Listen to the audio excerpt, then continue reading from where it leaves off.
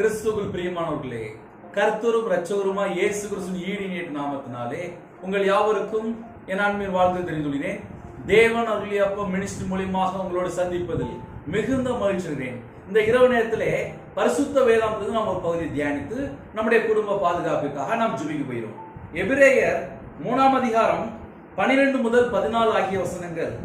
சகோதரரே, ஜீவனுள்ள தேவனை விட்டு விலகுவதற்கேதுவான அவிசுவாசமுள்ள பொல்லாத இருதயம் உங்களில் ஒருவருக்குள்ளும் இராதபடிக்கு நீங்கள் எச்சரிக்கையாயிருங்கள். உங்களில் ஒருவனாகிலும் பாவத்தின் வஞ்சனையினாலே கடினப்பட்டு போகாதபடிக்கு இன்று எண்ணப்படும் அளவும் நாடோறும் ஒருவருக்கொருவர் புத்தி சொல்லுங்கள். நாம் ஆரம்பத்திலே கொண்ட நம்பிக்கையை முடிவு பரியந்தம் உறுதியாய் பற்றி கொண்டிருப்போமாகில் கிறிஸ்துவினிடத்தில் பங்குள்ளவர்களாய் இருப்போம். ஹல்லேலூயா. கிறிஸ்துவ பிரியமானவர்களே, இரவு நேரத்திலே கர்த்தருடைய பிள்ளைகளுக்கு முதலாவது விசுவாசம் வேணும். விசுவாசம் உள்ள ஜெபம்தான் பதில் வரும். இன்னைக்கு கடைசி காலத்திலே விசுவாசம் குறைந்து கொண்டிருக்கு. சகோதரரே, ஜீவனுள்ள தேவனை விட்டு விலகுவதற்கேதுவான அவிசுவாசம் உள்ள பொல்லாத இருதயம். பொல்லாத இருதயம் சொல்லி நம்ம கேள்விப்பட்டிருப்போம். ஆனா வசனம் சொல்கிறது அவிசுவாசம் உள்ள பொல்லாத இருதயம். இந்த கடைசி காலத்திலே ஜனங்களுக்குள்ள எது பெருகிட்டு வருது? அவிசுவாசம். அவிசுவாசம் இருக்கிற இடத்திலே தேவன் எப்படி அற்புதம் செய்ய முடியும்? அதை நம்ம கொஞ்சம் யோசித்து பார்க்கணும். நிறைய குடும்பத்துல ஜெபிக்கிறாங்க, ஏன் ஜெபத்துக்கு ஏன் இன்னும் பதில் வரல? அது கரெக்டா யோசித்து பார்ப்பாங்க. ஆனா நமக்குள்ளே அவிசுவாசம் உள்ள ஒரு பொல்லாத இருதயம் இருக்கா? அதை நம்ம கொஞ்சம் கண்டுபிடிக்கணும். எப்படி கண்டுபிடிக்கணும்? சகோதரரே, ஜீவனுள்ள தேவனை விட்டு விலகுவதற்கு ஏதுவான, அதுல ஆன்சர் இருக்கு. ஜீவனுள்ள தேவனை விட்டு விலகுவதற்கு ஏதுவான. இப்ப நிறைய குடும்பத்துல நம்ம எடுக்கிற தீர்மானம் எல்லாமே தேவனுக்கு பிரியமான தீர்மானமா? நம்ம அப்படி கொஞ்சம் யோசித்து பார்ப்போமே. இப்ப நைட் நேரத்துல படுத்து தூங்க போறோம். இன்னைக்கு நம்ம செய்த எல்லா காரியமும் தேவனுக்கு பிரியமான காரியமா? ஜீவனுள்ள தேவனை விட்டு எத்தனை காரியத்திலே வழி விலகிற காரியங்கள் இருக்கு. அப்படி ஒருவேளை நம்முடைய வாழ்க்கையில இருந்துச்சு அப்படின்னா வேதம் தெளிவெழுதப்பட்டிருக்கு. அவிசுவாசம் உள்ள பொல்லாத இருதயம். இப்ப அவிசுவாசம் உள்ள பொல்லாத இருதயம்னா என்ன? ஜீவனுள்ள தேவனை விட்டு ஒரு மனுஷன் வழி விலகும் போது அவர்களை குறித்து வேதம் என்ன சொல்கிறது? அவிசுவாசம் உள்ள பொல்லாத இருதயம். இந்த கடைசி காலத்திலே எங்க பார்த்தாலும் ஜீவனுள்ள தேவனை விட்டு வழி விலகுறாங்க. அது ஒரு வேதனையான சப்ஜெக்ட். நம்ம எடுக்கிற ஒவ்வொரு தீர்மானமும் நம்ம தேவன்கிட்ட கேட்டுதான் செய்தோமா? நம்ம கொஞ்சம் ஆராய்ந்து பார்க்கலாம். ஏன்னா நம்முடைய வாழ்க்கையில நம்ம எடுக்கிற எல்லா காரியமும் நம்ம தேவன்கிட்ட கேட்டோமா? ஜீவனுள்ள தேவனை விட்டு விலகுவதற்கு ஏதுவான அவிசுவாசம் உள்ள பொல்லாத இருதயம். அவிசுவாசம் உள்ள பொல்லாத இருதயம். இந்த அவிசுவாசம் உள்ள பொல்லாத இருதயம் எப்ப வந்துச்சு? ஜீவனுள்ள தேவனை விட்டு விலகுறாங்க. அப்ப இரவு நேரத்திலே கர்த்தருடைய பிள்ளைகள் நம்ம என்ன யோசித்து பார்க்கணும் அப்படின்னா, நம்ம ஜீவனுள்ள தேவனை விட்டு விலகி கர்த்தருக்கு பிரியமில்லாத ஏதாவது ஒரு காரியம் நம்முடைய வாழ்க்கையில தொடருது என்றால் அதற்கு பெயர் என்ன? அவிசுவாசம் உள்ள பொல்லாத இருதயம். உங்களில் ஒருவனுக்குள்ளும் இராதபடிக்கு நீங்கள் எச்சரிக்கையாயிருங்கள். எச்சரிக்கையாயிருங்கள். ஐயா, எந்த காரியத்துக்கு நான் எச்சரிக்கையா இருக்கணும்? நான் ஜீவனுள்ள தேவனை விட்டு என்னுடைய வாழ்க்கையிலே, நம்முடைய வாழ்க்கையிலே எல்லா காரியத்திலையும் நம்ம யோசித்து பார்க்க வேண்டிய ஒரே ஒரு பகுதி என்ன? ஜீவனுள்ள தேவனை விட்டு விலகுறோமா? ஒரு குடும்பம் ஜீவனுள்ள தேவனை விட்டு விலகியாச்சு அப்படின்னா வேதம் தெளிவு எழுதப்பட்டிருக்கு. அவிசுவாசம் உள்ள பொல்லாத இருதயம். உங்களில் ஒருவனுக்குள்ளும் இராதபடிக்கு நீங்கள் எச்சரிக்கையாயிருங்கள். அதுக்கப்புறம் அடுத்த சப்ஜெக்ட், உங்களில் ஒருவனாகிலும் பாவத்தின் வஞ்சனையினாலே கடினப்பட்டு போகாதபடிக்கு. ஒருவனாகிலும் பாவத்தின் வஞ்சனையினாலே. பாவம் எப்போ உள்ள வந்துச்சு? ஜீவனுள்ள தேவனை விட்டு வழி விலகும் போது ஆட்டோமேட்டிக்கா பாவத்துல போய் சிக்கி கொள்றாங்க. அப்ப ஜீவனுள்ள தேவனை விட்டு வழி விலகினதுக்கு அப்புறம் வேதம் தெளிவா எழுதப்பட்டிருக்கு. முதலாவது, அவிசுவாசம் உள்ள பொல்லாத இருதயம். இரண்டாவது, பாவத்தின் வஞ்சனையினாலே கடினப்பட்டு போகாதபடிக்கு.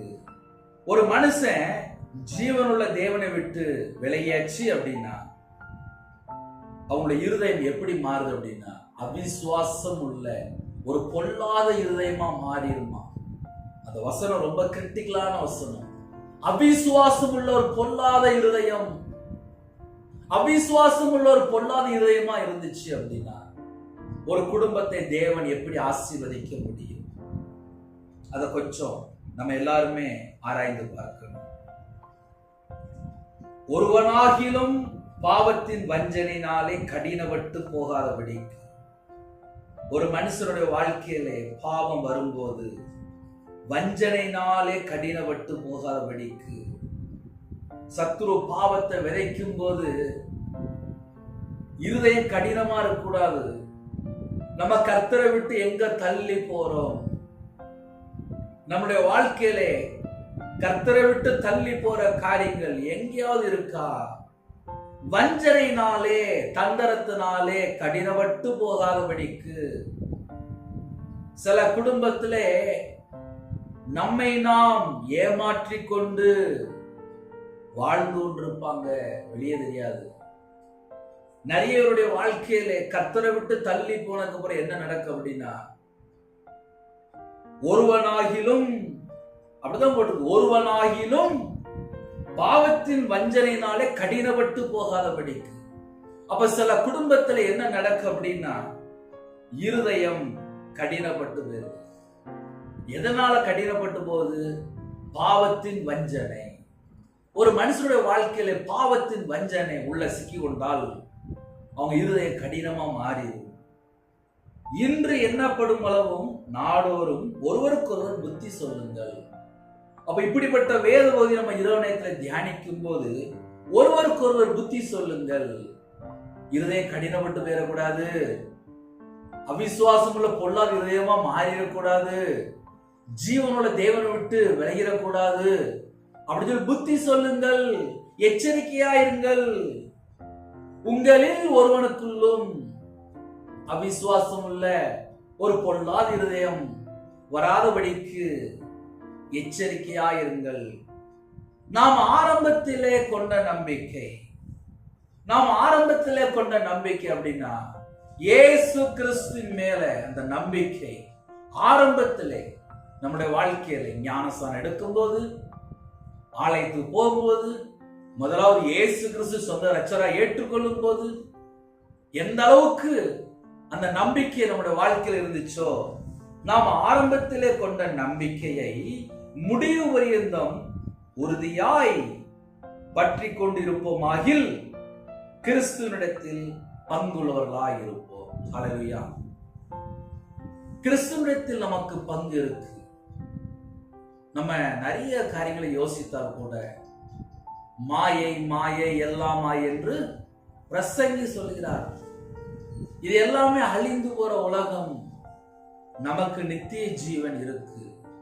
நித்திய ஜீவன் தருவேன் என்பது அவர் நமக்கு செய்த வாக்குத்தத்தம். அந்த வாக்குத்தத்தங்களை பெற்றுக்கொண்ட கர்த்தருடைய பிள்ளைகள் நாம் ஆரம்பத்திலே கொண்ட நம்பிக்கை, நம்ம அதுல உறுதியா இருக்கிறோமா? அந்த நம்பிக்கையில நம்ம உறுதியா இருக்கிறோமா? நாம் ஆரம்பத்தில் கொண்ட நம்பிக்கையை முடிவு பரியந்தம் உறுதியாய் பற்றி கொண்டிருப்போமாகில் இயேசு கிறிஸ்துவிடத்தில் பங்குள்ளவர்களாய் இருப்போம். ஹல்லேலூயா. இந்த இரவு நேரத்திலே ஜெபிக்க போகிறோம். கேளுங்க, எனக்கு கிறிஸ்துவிடத்தில் பங்கு வேணும். நான் எந்த ஒரு பொல்லாத காரியத்தில் சிக்கிக் கொள்ளக்கூடாது. அவிசுவாசம் உள்ள ஒரு பொல்லாத எனக்கு வேண்டாம். பாவத்தின் வஞ்சனையினால கடினப்பட்டு போக வேண்டாம். இதெல்லாம் ஒருவருக்கு ஒருவர் புத்தி சொல்லுங்கள். இரவு நேரத்தில் ஜெபிக்க போறோம், கேளுங்க. எனக்கு கிருபை வேணும்ப்பா, என் வாழ்க்கையில் உள்ள குறைகள் குற்றங்கள் எல்லாம் மன்னிச்சிருங்க. ஜீவனுள்ள தேவனை விட்டு வழி விலகுற காரியங்கள் என்கிட்ட என்னெல்லாம் குறை இருக்கோ அது எல்லாமே மன்னிச்சிருங்க சொல்லி கேளுங்க. ஹல்லேலூயா. கண்களை மூடி நாம் இரவு நேரத்தில் ஜெபிப்போமா? கண்களை மூடி நாம் ஜெபம் செய்வோம். கிருபை மகிமை பரிசுத்தமுள்ள நல்ல பிதாவே, நன்றியோடு துதிக்கிற சொல்கிறோம்ப்பா. இந்த நாள் முழுவதும் பாதுகாத்த கிருபைக்காக நன்றிப்பா. உங்களுடைய சமூகத்திலே நாங்க எல்லாரும் ஒருமனப்பட்டு வருகிறோம்ப்பா. எங்க வாழ்க்கையில கர்த்தரை விட்டு தள்ளி போன என்னென்ன குறைகள் இருக்கோ, குற்றங்கள் இருக்கோ, பாவங்கள் இருக்கோ, அக்கிரமங்கள் இருக்கோ, மீறல் இருக்கோ, கர்த்தரை விட்டு தள்ளி போன துரிகரமான பாவங்கள், துன்மார்க்கமான காரியங்கள், பொல்லாத காரியங்கள் என்னெல்லாம் இருக்கோ எல்லாவற்றையும் மன்னிச்சிருங்க, மன்னிச்சிருங்க, மன்னிச்சிருங்கப்பா. இந்த இரவு நேரத்திலே உங்களுடைய கரம் உங்க பிள்ளைகளை தொடட்டும். உங்களோட ரத்தத்தினாலே கழுவி சுத்தி அறிங்க. இரவு நேரத்திலே எங்களுக்கு இன்பமான தூக்கம் தாங்க ராஜா. என்னோட வாழ்க்கையில குறைகள் குற்றங்கள் எல்லாவற்றையும் கர்த்தர் மன்னித்து இந்த இரவு நேரத்தில் இன்பமான தூக்கம் தாங்க, சமாதானத்தினால் நிரப்புங்க.